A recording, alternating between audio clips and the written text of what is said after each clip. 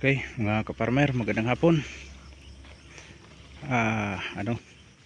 Ligaw muna tayo ngayon mga kaparmer. Dito tayo sa visit tayo dito sa ampalayahan ng kapatid ko, yung ampalaya niya na green spear F1. Ito yung kaibahan ng green spear at saka yung sa atin mga kaparmer na trident. Ito magaganda naman yung bunga niya, pero sa sukat at bigat lamang tayo doon sa green spear, sa trident compare dito sa green spear. Although maganda din naman magbunga,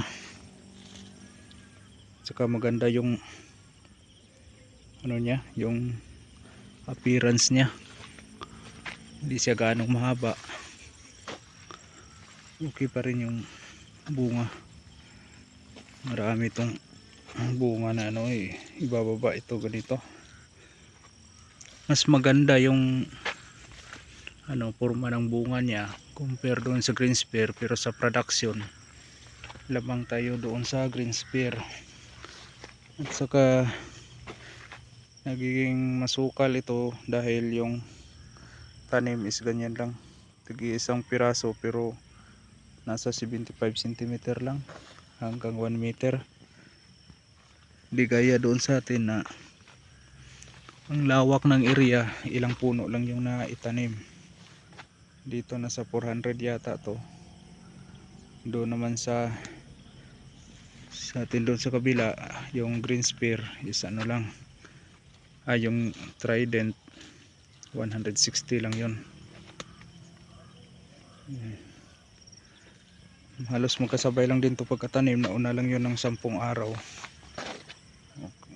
Ayun na. Maganda naman yung resulta, lalo na dito open kasi to dito, walang niyog. Yun. Basta ganito yung dikit yung taniman, dikit-dikit yung tanim, mas masukal siya, mas siksik yung bunga, pero marami yung puno, malaki din yung gastos mo. Ang lang dito, yung comparison is ilang puno, ilang kilo ang ma-harvest. Ganun yun lamang talaga kung tutuusin, lamang talaga palagi doon sa trident improve mga kaparmer. Kaya yung sunod na tanim ko ganun pa rin, trident.